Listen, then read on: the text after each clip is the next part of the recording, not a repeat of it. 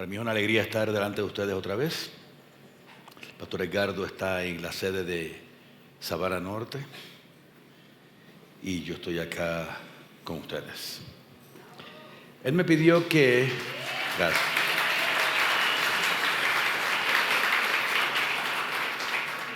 Él me pidió, aunque Rafael ya lo dijo, me pidió que enfatizara que con los nuevos cambios estructurales debe haber también cambios de rutinas, de conductas, cambios de la manera en que pensamos en cuanto a nuestro auditorio, recordando que de la puerta de vidrio hacia acá todo es auditorio, por lo tanto no se sostienen conversaciones en los pasillos, los saludos son muy breves, los coches de bebé ahora permanecen afuera, hay una serie ahora de reglas por materia de orden que sabemos que todos comprenden.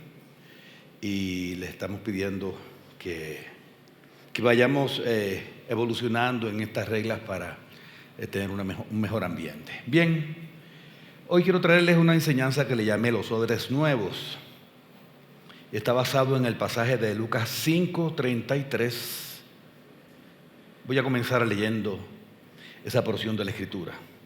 Lucas 5:33 al 39. Dice, entonces ellos le dijeron: ¿por qué los discípulos de Juan ayunan muchas veces y hacen oraciones, y asimismo los de los fariseos, pero los tuyos comen y beben? Él les dijo, Jesús: ¿podéis acaso hacer que los que están de bodas ayunen entre tanto que el esposo está con ellos? Mas vendrán días cuando el esposo les será quitado, entonces en aquellos días ayunarán. Les dijo también una parábola: nadie corta un pedazo de un vestido nuevo y lo pone en un vestido viejo, pues si lo hace, no solamente rompe el nuevo, sino que el remiendo sacado de él no armoniza con el viejo. Y nadie echa vino nuevo en odres viejos, de otra manera el vino nuevo romperá los odres y se derramará, y los odres se perderán. Mas el vino nuevo en odres nuevos se ha de echar, y lo uno y lo otro se conservan. Y ninguno que beba del añejo quiere luego del nuevo, porque dice el añejo es mejor.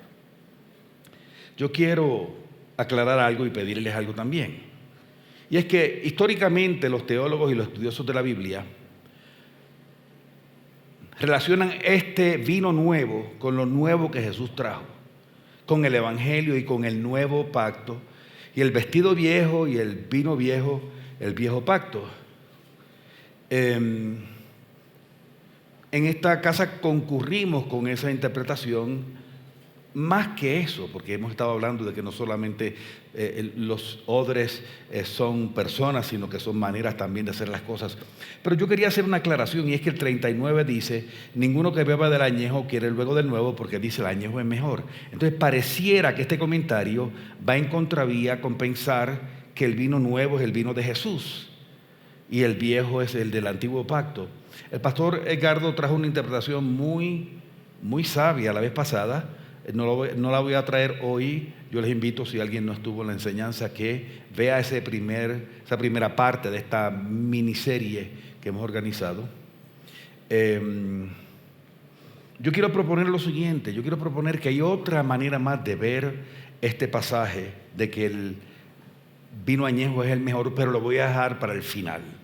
Por el momento le pido que me acompañen viendo el vino nuevo como el vino de Jesús, que es la interpretación general por 2000 años, y que veamos al final por qué dice que el añejo es mejor. Ok, 3 de los 4 evangelios, Mateo, Marcos y Lucas específicamente, registran este episodio que acabamos de leer. Elegimos el de Lucas simplemente porque el de Lucas tiene un par de colores que él le da, que le aportan algo al pasaje.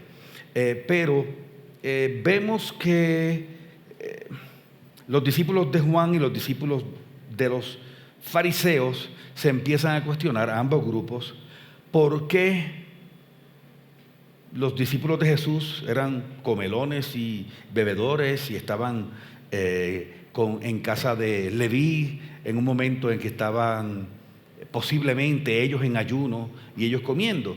Se cree que a lo mejor esto fue lo que disparó la contienda, porque dice: esta gente fiestando y nosotros ayunando. Se desconoce cuáles eran los hábitos de ayuno de los discípulos de Juan el Bautista, Pero se sabe de los fariseos. Se sabe, por ejemplo, que ellos eran muy rigurosos en sus hábitos de ayuno. Y la ley no exigía eso. La ley mosaica, un solo ayuno al año, que era en el Yom Kippur, en el día de la expiación, que era de más de 24 horas. Pero ellos ayunaban típicamente 2 veces por semana. O sea, querían irse como por encima, porque el ayuno en cierto sentido hablaba de santificación. Y se cree que los lunes y los jueves eran los días preferidos de ellos. Curiosamente, algunos expertos han dicho que es porque lunes y jueves eran los días de más mercado. Las calles estaban llenas, estaban todos los judíos en la calle haciendo sus mercados, y como los discípulos y los fariseos, quise decir, querían mostrar piedad, y Jesús alguna vez los confrontó porque ellos se veían, demudaban el rostro y se ponían todos como con caras largas y pesadas para dar la impresión de que decirle al mundo que estaban ayunando y pasar por muy espirituales. Y en este contexto de 2 ayunos por semana es que le traen esta inquietud a Jesús.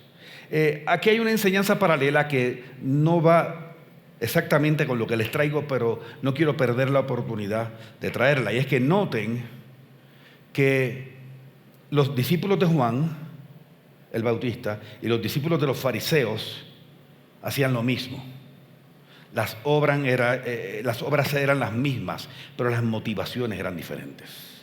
Sabemos que los discípulos de Juan el Bautista sabían quién era el Mesías y seguían a Juan el Bautista porque él presentó a Jesús. Muchos de los discípulos de Juan el Bautista se fueron con Jesús, de hecho, pero ese no era el corazón de los discípulos. Y esto me recuerda 1 Corintios 13:3, todos lo conocemos, cuando Pablo dice: y si repartiese todos mis bienes para dar de comer a los pobres, y si entregase mi cuerpo para ser quemado y no tengo amor, de nada me sirve. Lo que está diciendo es: las obras no son todo. Hay personas que tienen las obras pero no tienen el corazón. Eso es un mensaje que debe también calarnos a nosotros, porque queremos servir. Yo que fui pastor tantos años, les puedo decir que hay una preferencia por los ministerios vistosos. A la gente le encanta estar en la alabanza, en los servidores, les gusta la autoridad, pero asear los baños o un trabajo donde los demás no lo vean, muchas veces son los ministerios menos apetecidos. Y sería interesante utilizar esa realidad para cuestionarnos si realmente estamos siendo movidos por las razones correctas. Quiero aclarar que Jesús no desaprobó el ayuno. Él desaprobó la motivación. Recordamos Mateo 6:16, cuando él dice: cuando ayunéis no seáis austeros como los hipócritas, porque ellos demudan sus rostros para mostrar a los hombres que ayunan. De cierto digo que ya tienen su recompensa. En otras palabras, el reconocimiento de los hombres. Pero tú, cuando ayunes, entonces está aceptando que hay una práctica de ayuno. Unge tu cabeza, lava tu rostro, para no mostrar a los hombres que ayunas, sino a tu Padre que está en secreto. Y tu Padre que ve en lo secreto te recompensará en público. Esto es un principio tremendo. Las victorias públicas deben ser el resultado de las victorias privadas. Le hacen esta pregunta a Jesús: ¿por qué tus discípulos no ayunan? Y él sale con 3 metáforas extrañas, rarísimas. No las explica ni comenta que sepamos nosotros que haya quedado registrado. La primera dice que los invitados a una boda no ayunan mientras el esposo está presente, pero que lo harán después que se lo lleven. La segunda metáfora dice que nadie coge un trozo de tela sin encoger. Dice pedazo nuevo, y otras traducciones dicen una tela sin encoger, porque una tela nueva no se ha encogido todavía.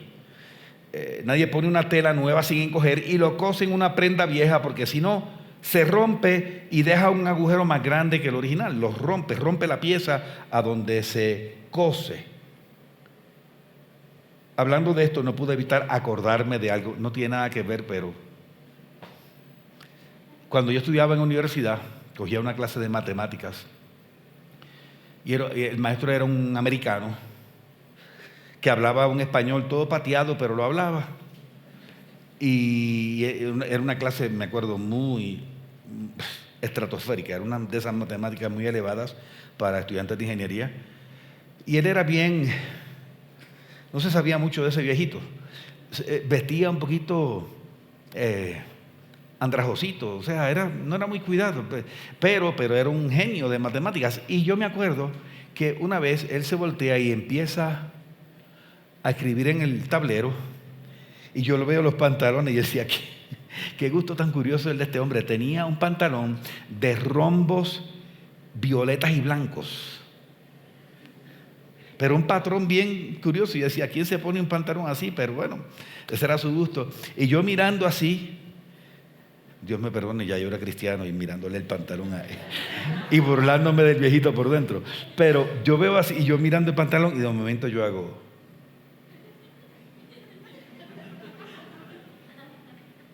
Y lo que veo es que el pantalón tenía una rotura aquí y él o alguien se lo había arreglado con un pedazo de tela muy bien cosido, pero ese pedazo de tela tenía el mismo patrón del pantalón. Yo decía, ¿cómo él consiguió esa tela? Si esa tela no existe en el universo, era para él.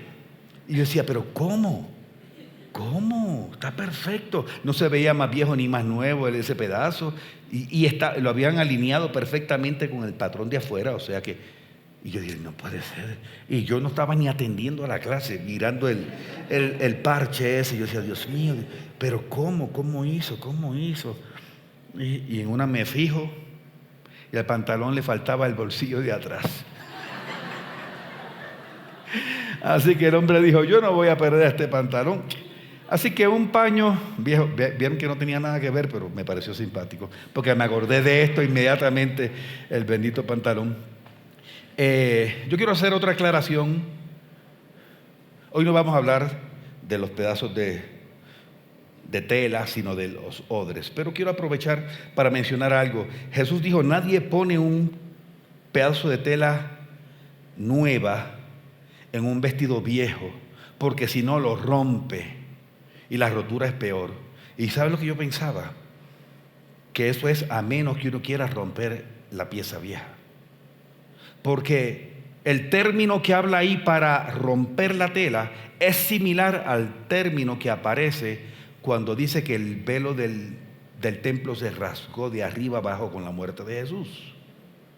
Y yo veo una posible relación ahí, se lo comento solamente para darle un dato interesante, porque es como si Dios hubiera traído un pedazo, una pieza nueva para romper la vieja, que era la ley, los profetas, que era el viejo pacto.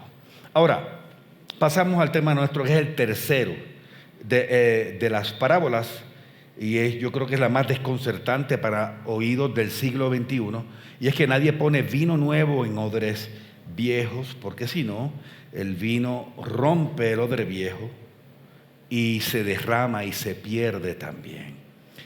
A mí, mientras yo hacía esto, yo pensaba, wow, sobre todo cuando ya había estudiado más para el tema, yo decía, yo no puedo, o sea, la sabiduría de Jesús, qué cosa va mucho más de la capacidad de asombro que podamos tener.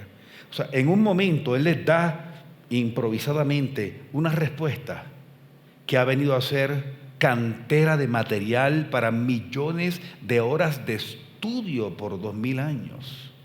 Y todavía se le saca y se le saca y se le saca y se le exprime y se le sigue sacando a unas pequeñas palabras de Jesús. Yo me acuerdo que hay un teólogo del siglo XIX que le decía a los ateos algunos que decían que Cristo ni siquiera había existido, que era un invento de alguien. Él decía, es que hace falta a un Cristo para poder crear a Cristo, para poder inventarse las palabras que dijo, la sabiduría que trajo. Solamente alguien proveniente de Dios o Dios mismo podía hacer eso. Ahora, para hablar de los odres, que es mi tema hoy, quiero empezar hablando de la uva, porque sabemos que los odres son para el vino y el vino viene de la uva. Cuando Moisés describió la tierra prometida, que era una tierra de abundancia, de riqueza, mencionó 7 cultivos específicos que crecen allí. Eso está, creo, en Deuteronomio 8, si no me equivoco.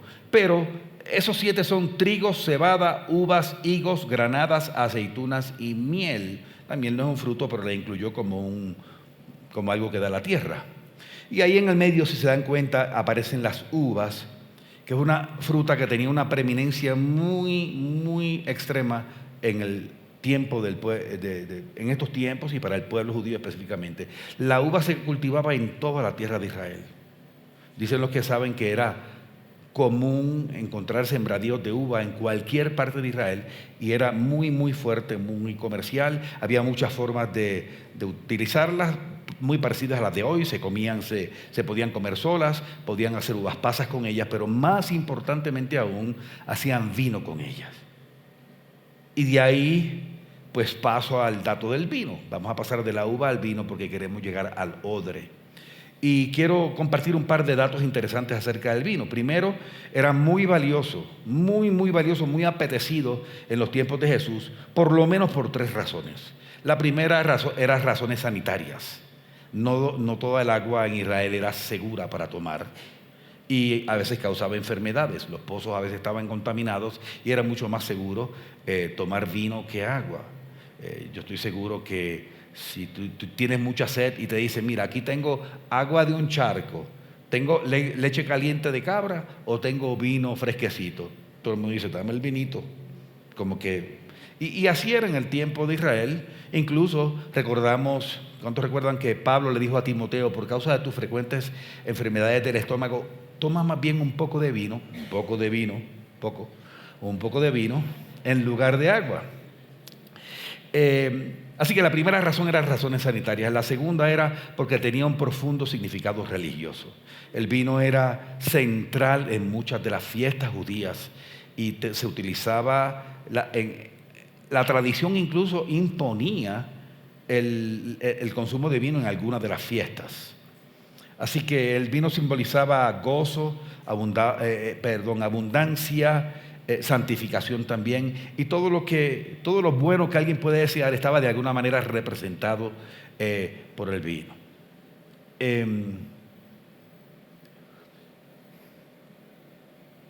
Y tercero, porque era me refiero a la importancia para los judíos, porque era un componente muy fundamental en la vida social de los israelitas. Muchos recordarán qué pasó en la boda de Caná. ¿Qué pasó ahí? Se acabó el vino. ¿Qué sucedió cuando se acabó el vino? Catástrofe, caos. O sea, era lo peor que podía suceder después de la muerte del novio, digamos. Pero después de eso, lo peor era que el vino se acabara porque representaba, o sea, la ausencia del vino era casi un auguro de cosas malas y ellos necesitaban el vino. Era un elemento social muy importante. Ahora, otro dato curioso del vino es que el vino es el resultado de 2 sustancias que son la pulpa o el jugo de la uva y levadura. Así que se hace vino. Y la levadura reacciona con los azúcares en el jugo y lo fermenta. Pero es interesante, y yo quiero invitarlos a verlo de la siguiente manera. La uva es algo vivo. Y no sé si saben que la levadura es algo vivo.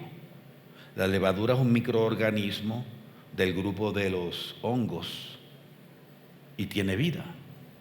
Y es interesante pensar, no sé si exagero yo como yo lo siento por dentro, que es la combinación de 2 seres vivos que en el final mueren para dar un resultado. Y ese es el resultado del vino, es la combinación de 2 sustancias vivas. Otro punto interesante es que el vino nunca queda quieto, siempre se va transformando, es una sustancia cambiante que crece y que se transforma. Y qué interesante que pasa a ser de una mera fruta a algo que años mucho más tarde sigue trayendo el equivalente o la simbología de la alegría, de la abundancia, de la prosperidad, etc. Entonces no debería sorprendernos que la Biblia abunde tanto en el uso de la figura de la uva, de la vid, del vino y de su confección para traer lecciones de vida, específicamente lecciones espirituales. No nos debe sorprender. Y muchas de estas imágenes son comprensibles para nosotros porque el vino no desapareció.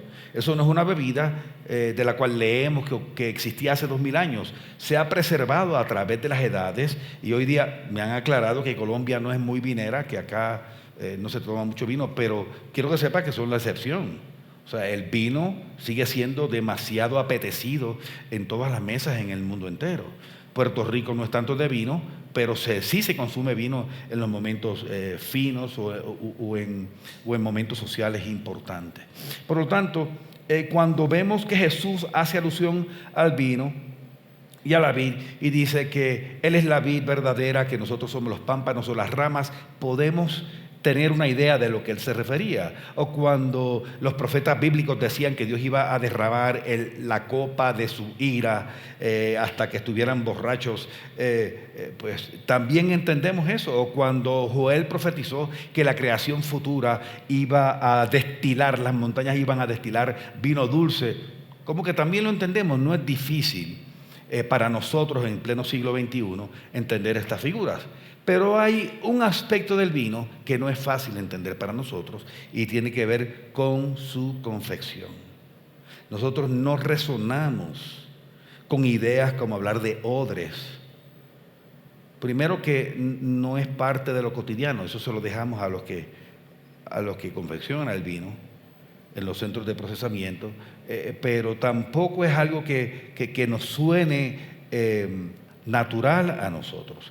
Por lo tanto, tiene que ver con la diferencia en cómo se confecciona el vino ahora y cómo se hacía antes. Ahora mismo es muy parecido a la antigüedad en el sentido de que las uvas tienen que cultivarse, recogerse, hay que clasificarlas, se prensan y luego se almacenan para su fermentación y para su añejamiento. Pero hay ciertas diferencias, ¿ok? Ahora mismo le ponen aditivos. Sí es cierto, si habías escuchado decir, sí es cierto que el vino en los tiempos de Jesús tenía menos contenido de alcohol. ¿Cómo se sabe? Nadie ha viajado en el tiempo. Simplemente que ellos no utilizaban levadura, porque qué interesante esto, la piel de la uva tiene siempre partículas de levadura. Tiene una baja concentración de levadura, pero suficiente para fermentar el jugo que hay en ella. Así que la uva sola funciona y era como ellos lo hacían. Hoy día se le echa levadura, se le echa azúcar para acelerar la fermentación y para alcoholizarlo más.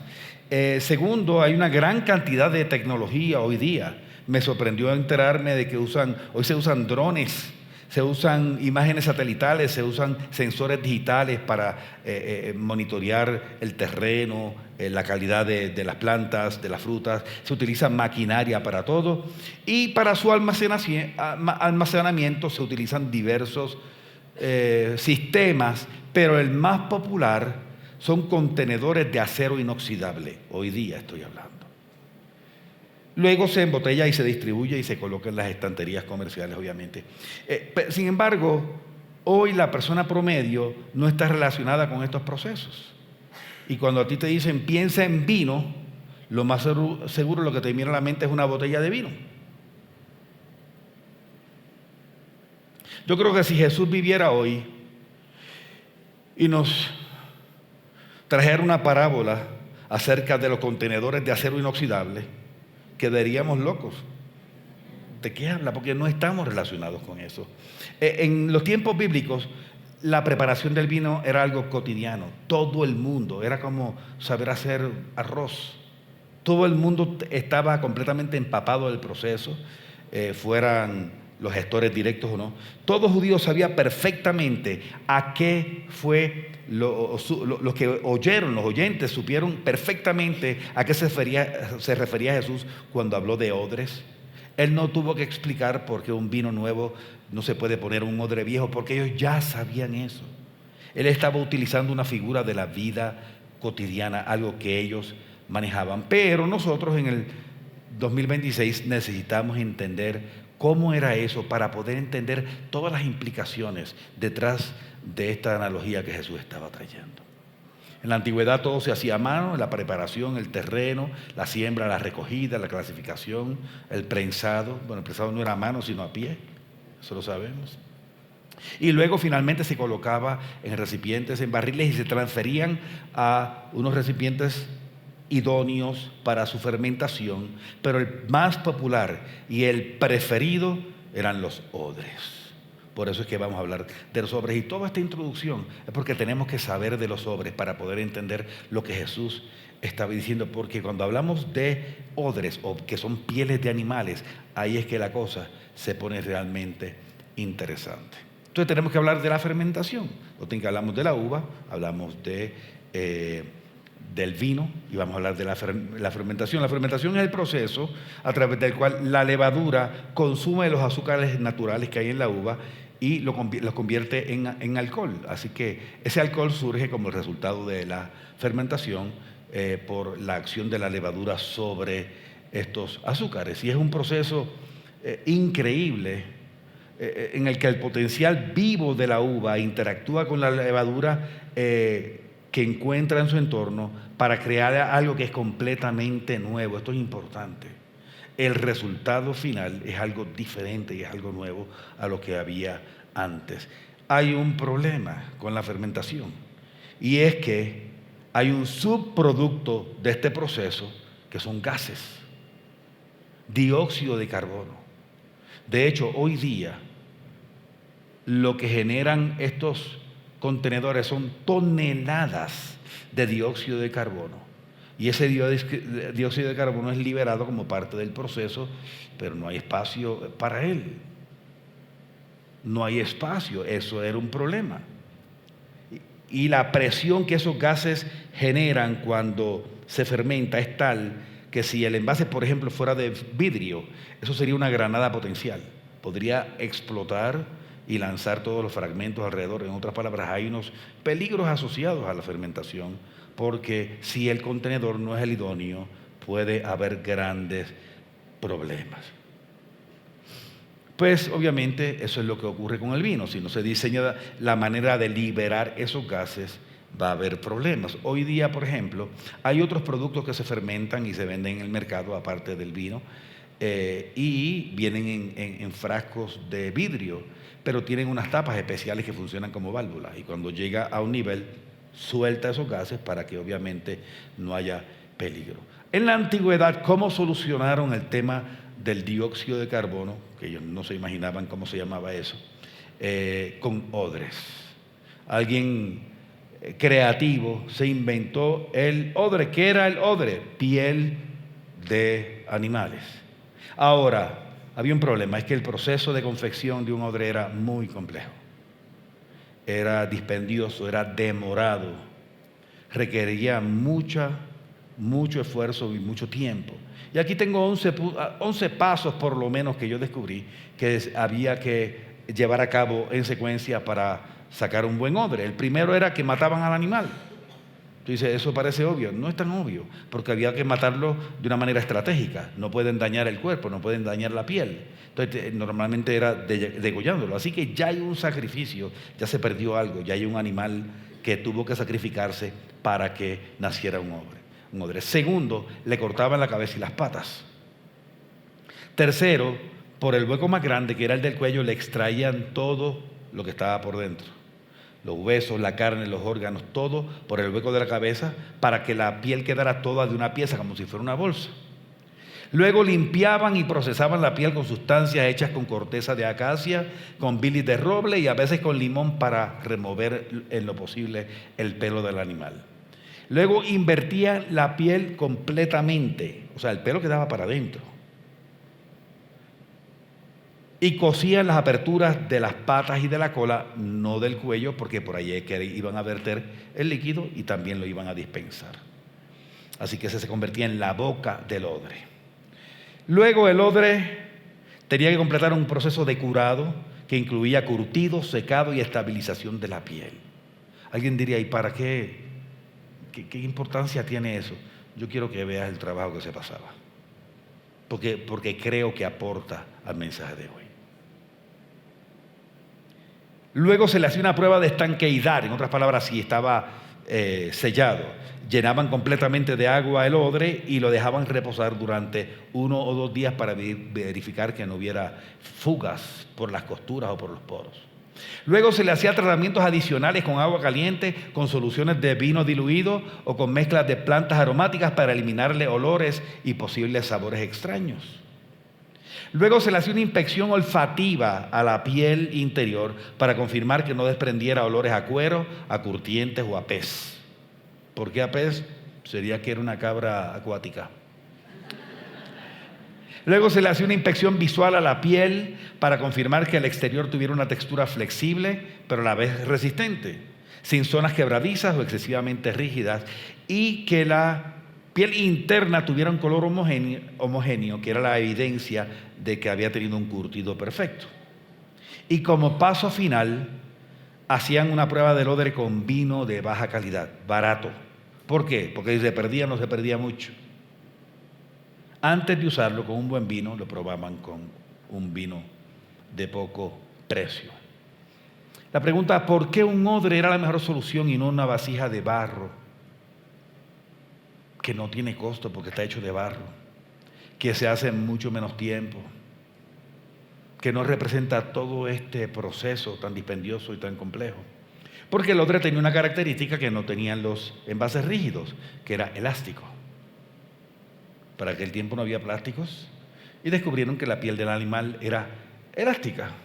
Entonces, cuando echaban el vino y lo sellaban, a medida que el vino iba fermentando, iba creciendo y la piel iba creciendo y creciendo. Y aquí hay un detalle importante que quiero que ustedes anoten en su corazón. Un fenómeno interesante de este proceso es que el odre nunca terminaba igual que como empezó. El vino le cambiaba la forma al odre, porque penetraba hasta lo último, hasta las costuras, hasta las esquinas más recónditas, y luego de fermentado era otro odre para todos los fines, una figura diferente, había sido deformado o reformado por el vino que estaba adentro. Ahora, después de todo ese problema de todo ese problema, de todo ese camello, como dicen en Colombia, de pasar por la confección de un odre, había un problema más, que era prácticamente desechable. ¿En qué sentido? En que era de un solo uso. La vida está llena de cosas de un solo uso. Una curita es para un solo uso, una servilleta de un solo uso.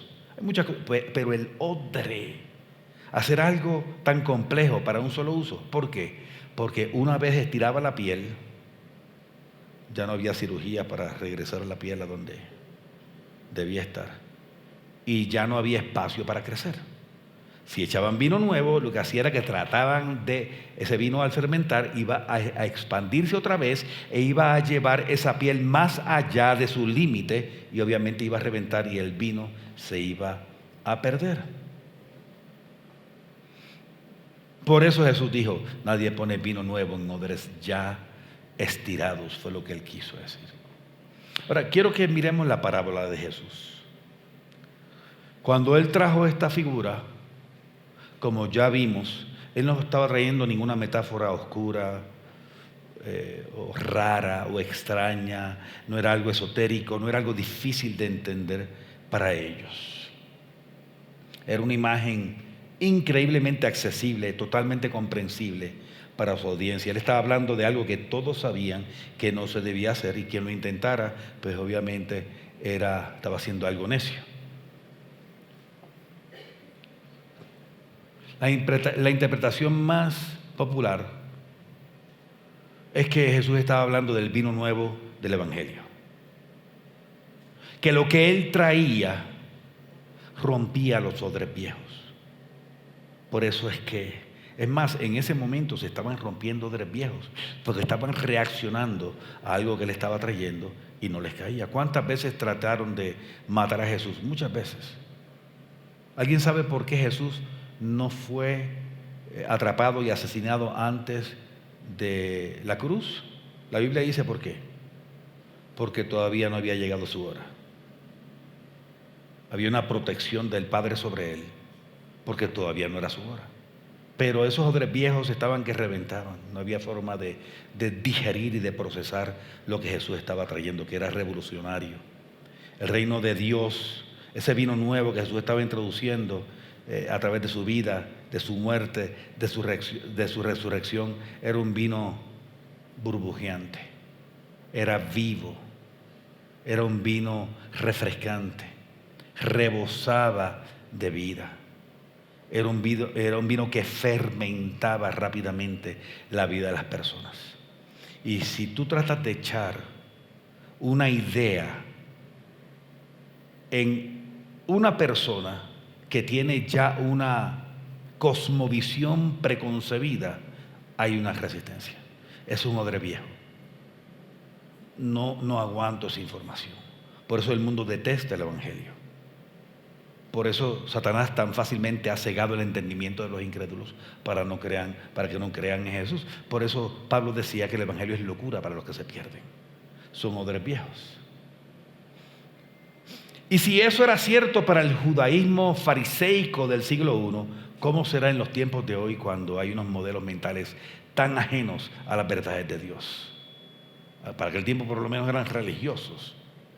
Hoy día están cogiendo fuerza todas las corrientes anticristianas más fuertes de la historia de la humanidad.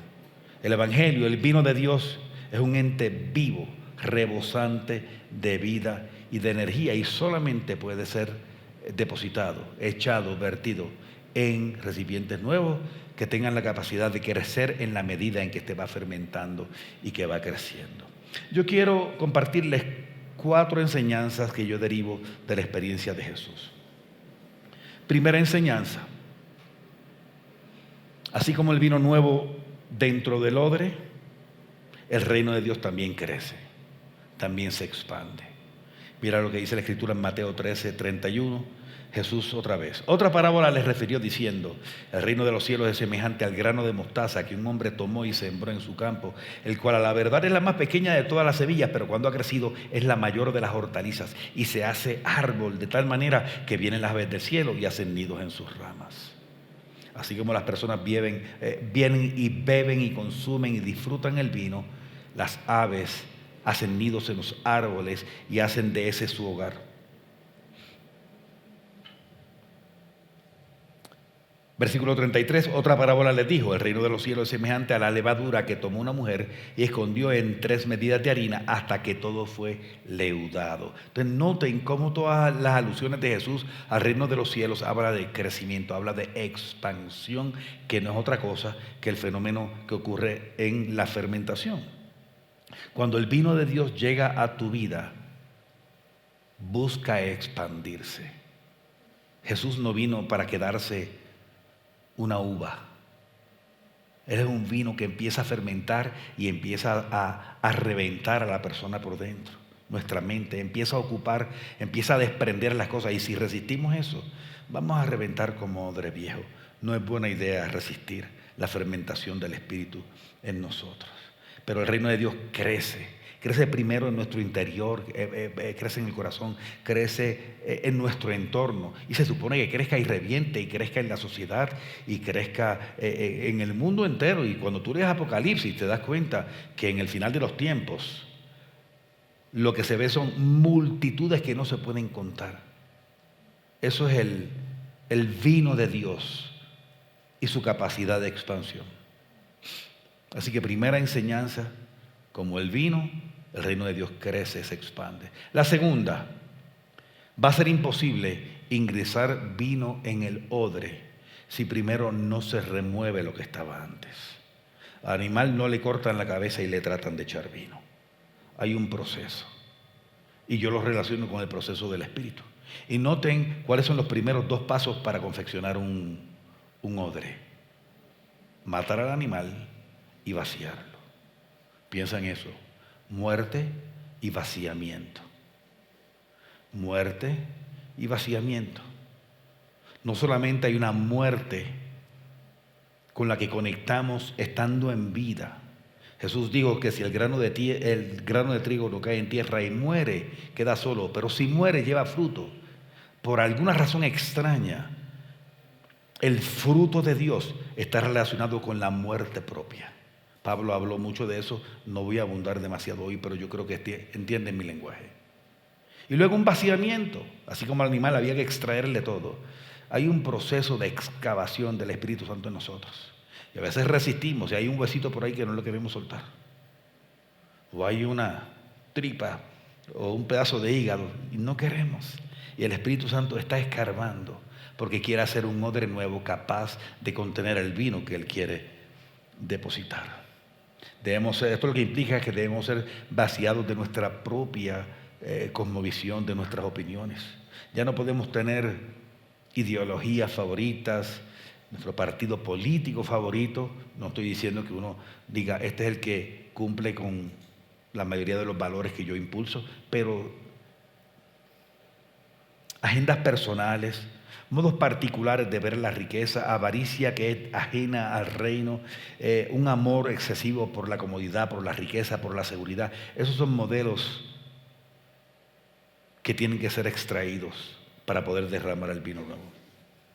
No podemos seguir abrazando nuestras antiguas maneras de pensar y simplemente verter a Jesús encima de esas cosas viejas, porque no cabe. El vino de Dios no es un aditivo, es un moldeador. Dios no coloca el vino en ti, el vino del Evangelio, el vino del Espíritu Santo, para agregarlo a tu vida. Hay personas que ahora van a la iglesia, chévere, qué bueno, y su vida se compone de ¿qué? Del trabajo, el negocio, el dinero, el carro, la casa, sus planes, sus metas, así su familia, cierto, mis hijos. Hoy Jesús, la iglesia, como un ingrediente, le cortaron el cuello y trataron de echar vino en algo que está completamente lleno y que no es compatible con la obra de Dios en la vida del ser humano. Jesús no es un suplemento a tus ideas o a tus ideales preexistentes. Él es un agente que se expande y que se abre paso y quiere abrirse paso hasta alcanzar cada rincón de tu ser. Tercera enseñanza está relacionada con esta anterior, pero la quise poner aparte. El vino que recibimos del mundo, que es una cosmovisión errada, ya estiró nuestro odre. Cuando llegamos a Jesús, nuestro odre está estirado con cosas viejas y no es un odre apto para el reino de los cielos.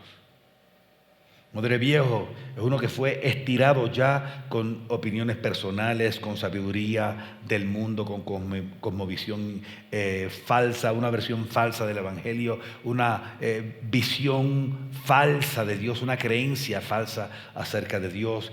Es un odre lleno de puros gases.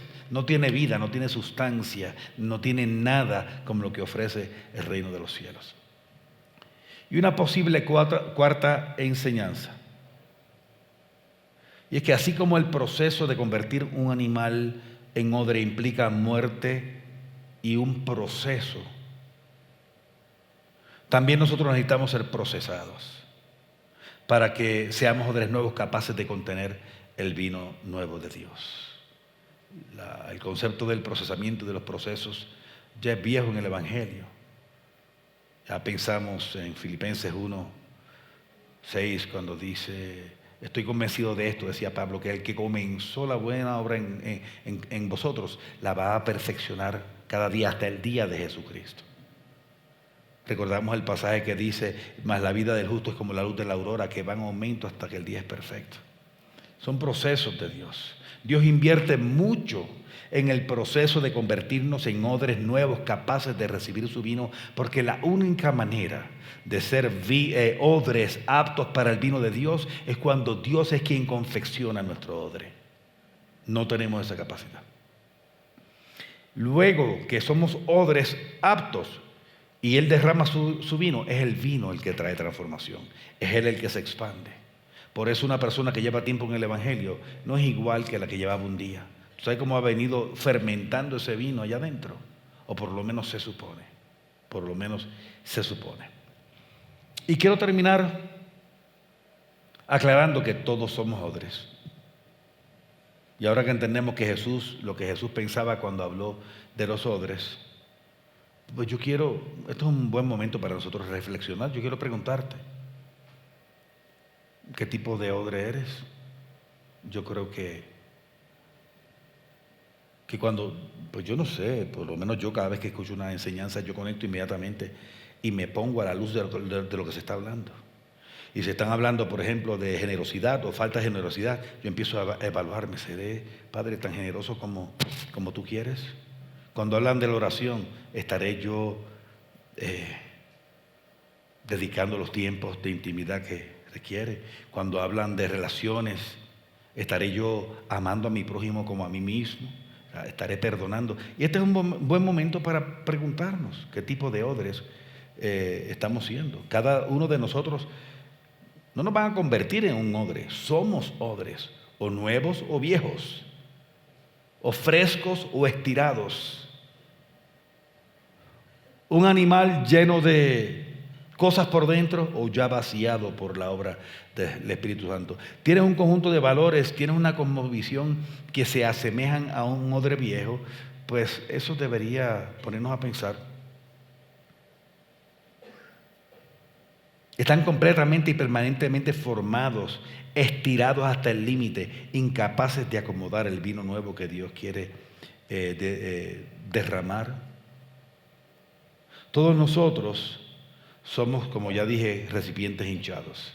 Hemos sido inflamados, hemos sido estirados hasta el límite a través de todo lo que trajimos al momento en que caímos de rodillas al pie de la cruz. Somos incapaces de sostener el vino nuevo del Evangelio. Todos necesitamos ser transformados en odres nuevos. De hecho, de eso se trata, transformación. Y la buena noticia es que esto exactamente es lo que Jesús vino a traernos.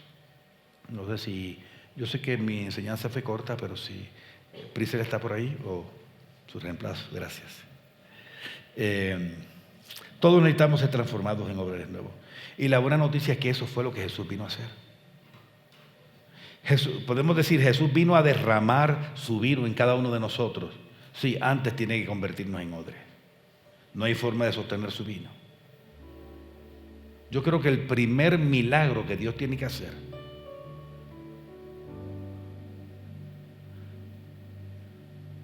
es convertirnos en ese odre ideal. Les voy a poner un ejemplo.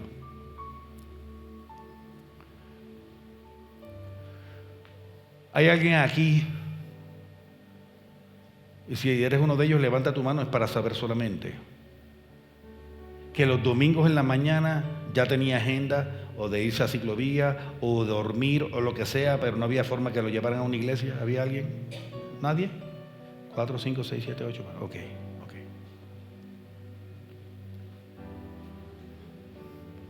Hay alguien entre nosotros que, de los que están en Shekinah, por ejemplo, que cuando llegaban del trabajo era a ver Netflix y a descansar, o no querían saber nada, pero ahora están conectados estudiando la Escritura. ¿Hay alguien que antes prefería quedarse descansando? Ok.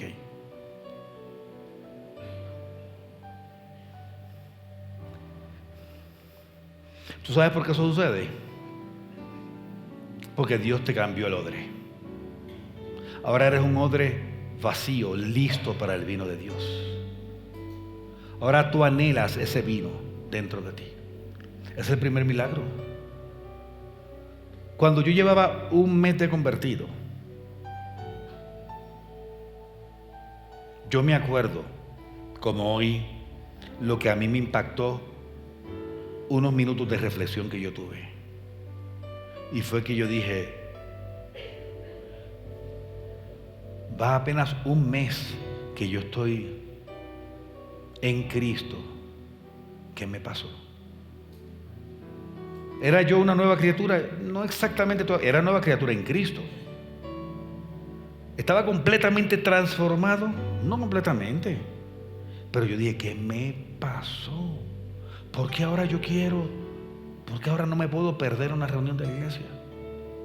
¿Por qué quiero abandonar todas las cosas que yo antes hacía? ¿Por qué me duelen los vicios? ¿Por qué me duele la promiscuidad? ¿Por qué me duelen en el corazón cosas que antes, de las que yo me reía y yo disfrutaba? Es un cambio de mente. Es simplemente el odre esperando el vino. Ahora, el vino se llena a través de la palabra. Pero eso es importante, obviamente, congregarnos. Pero eso es importante, obviamente, conectar con esos procesos que nos traen conocimiento de la Escritura. Pero hay que llenar ese odre de alguna manera. Pero una vez tú vas llenando eso, eso va expandiéndose. va fermentando y va abriendo, y quiero que sepas que al final ya no eres el mismo, porque un odre fermentado le cambia la forma, un vino fermentado le cambia la forma al odre. No hay manera en que puedas permanecer igual. Cuando ese vino llega hasta las costuras y te las estira, y por dentro, cuando se ve un odre por fuera, se sabe si adentro tiene un vino que está procesando ese recipiente por dentro. Todos necesitamos ser transformados en odres nuevos. Y esto fue lo que Jesús vino a hacer. De esto fue que nos habló Ezequiel, el famoso pasaje. El pastor Ricardo lo ha traído, Ezequiel 36:25, cuando dice: esparciré sobre vosotros agua limpia, seréis limpiados de todas vuestras inmundicias, y de todos vuestros ídolos os limpiaré. Os daré un corazón nuevo, y pondré espíritu nuevo dentro de vosotros, y quitaré de vuestra carne el corazón de piedra, os daré un corazón de carne. Pondré dentro de vosotros mi espíritu, y haré que andéis en mis estatutos y guardéis mis preceptos y los pongáis por obras. Es un trabajo interno. Cambiar el corazón no es otra cosa que reemplazar tu odre. Es la única manera en que tú anheles y tú desees de corazón ese vino que Jesús vino a traer. Cuando en su tiempo las personas escuchaban la palabra, y aún al día de hoy, y rechazan en el evangelio, son odres llenos de huesos y de podredumbre y de cosas que no dan cabida al evangelio. Cuando Jesús llegó, la humanidad no necesitaba nuevas enseñanzas. Más, la humanidad no necesitaba profetas. ¿Sabes cuántos profetas habían venido? La humanidad no necesitaba un nuevo sistema de creencias ni un nuevo código moral. Necesitaba un reemplazo interior, que eso fue lo que Jesús vino a dar. Además del evangelio y de su mensaje, necesitábamos corazones nuevos envases capaces de contener ese evangelio. Yo creo que eso le da mucho sentido a lo que dice 2 Corintios, cuando dice: de modo que alguno está en Cristo, que si alguno está en Cristo, que dice, nueva criatura es. Cosas viejas pasaron y aquí todas son hechas nuevas. Y yo sé de personas que se han cuestionado, yo no sé si yo caeré dentro de ese pasaje, yo no sé si me describe a mí. Ahí dice que yo soy nueva criatura, pero yo todavía tengo mis luchas, yo tengo mi carne, tengo mis momentos, tengo cosas que yo sé que tengo que superar. Lo único que te cambiaron fue el odre, fue la vasija. Ahora el vino del Espíritu hay que dejar que Dios lo deposite continuamente a través de la palabra, que escuchamos y que leemos, a través del aprendizaje, a través de las experiencias, a través de los procesos, a través de los roces, a través de los conflictos. Nadie crece en la comodidad, nadie. Todos enfrentamos procesos, y eso es parte de lo que un odre nuevo es capaz de recibir. Un odre viejo rechaza el conflicto, rechaza el problema. Un odre nuevo agradece en medio del problema, porque ha entendido cosas que antes no entendía.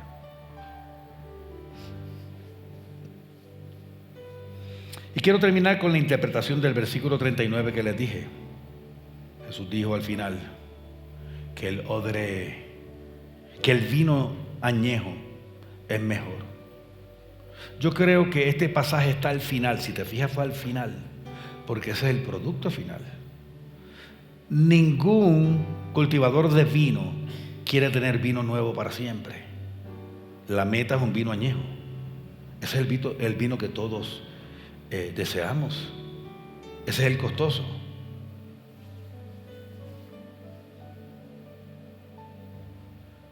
No es lo mismo el vino añejo del mundo que te estiró y que te llenó de podredumbre, que el vino añejo del Espíritu Santo. Yo creo que el vino añejo, mejor, es el resultado final de todo lo que ocurre cuando tú depositas vino nuevo en un odre nuevo. Cuando Dios deposita su vino en un odre nuevo que Él mismo coloca dentro de ti, y termina, obviamente, añejándose y nutriendo a muchas personas. Y pudiéramos seguir hablando no lo voy a hacer, pero porque uno dice, ajá, y el vino y el odre ahora es viejo. Interesantemente sí, pero eso le da una nueva connotación al concepto de viejo, porque no es necesariamente de edad. También da una connotación de la dignidad de la vejez o de lo usado. Hay una dignidad detrás de eso. Ese odre portó una vez un vino nuevo que lo desfiguró, si lo podemos ver de esa manera, desde la perspectiva del mundo, que lo cambió completamente.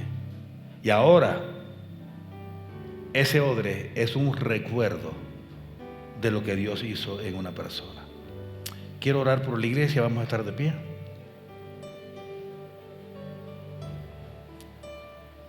Yo puse en mis notas 2 Corintios 3:18, que es un pasaje que habla de esto. Por tanto, nosotros todos, mirando a cara descubierta como en un espejo la gloria del Señor, somos transformados de gloria en gloria en la misma imagen como por el Espíritu del Señor. Cierra tus ojos. Padre del cielo, en esta hora estamos delante de ti, dándote gracias por estas palabras de Jesús de hace 2000 años, que al día de hoy nos siguen sacudiendo, nos siguen causando turbulencias internas, mi Dios. Gracias por mostrarnos, mi Dios, las verdades detrás de estas palabras. Palabras dichas quizás con una apariencia fugaz y momentánea, y hoy, mi Dios, describen nuestro proceso. Yo te pido por cada persona en este lugar y los que nos están viendo en línea, y quiero pedirte una bendición especial por cada uno. Y quiero pedirte, Padre Santo, por esos odres viejos que son aquellos que no te conocen, y pedirte, mi Dios, que pongas un corazón nuevo dentro de cada uno de ellos, para que puedan percibir y ser llenados del vino nuevo de tu Espíritu, el vino nuevo del nuevo pacto, el vino nuevo del Evangelio de la cruz. Pero quiero pedirte, Padre Santo, también por hijos tuyos e hijas tuyas que me escuchan en esta hora, que si bien reemplazaste el odre, ha habido resistencia. El proceso no ha sido tan fácil, porque hemos puesto resistencia. Hay partes de nuestro ser que no queremos que sean extirpadas. No nos gusta que nos volteen de adentro hacia afuera, porque es incómodo. Habla de desnudez, habla de exposición. Yo quiero pedirte, mi Dios, por estos odres nuevos en proceso, que necesitan todavía ser procesados para poder depositar tu vino. Y hay más vino para derramar dentro del odre y no se ha podido, por esas partes, mi Dios, que están ocupando su lugar. En el día de hoy, mi Dios, quiero que inspires a cada uno de mis hermanos a desechar los modelos viejos de pensamiento, las ambiciones que son de la carne y no del reino, los deseos desproporcionados, las opiniones personales, aquellos, mi Dios, que todavía son muy sabios en su propia opinión, aquellos que resisten verdades específicas de la Escritura porque les confronta mucho. Y hoy, mi Dios, permitimos que tu Espíritu Santo escarbe y retire todo aquello que está ocupando el espacio del vino que tú quieres derramar. Padre, derrama ese vino en cada uno de nosotros. Fermenta ese vino de tu palabra e hincha nuestro odre con tu presencia, Rey del cielo. Transforma el odre para que nunca más vuelva a ser el mismo. Yo bendigo a cada persona en el día de hoy. Los bendigo con toda bendición y te pido estas cosas en el nombre de Cristo Jesús. Amén y amén.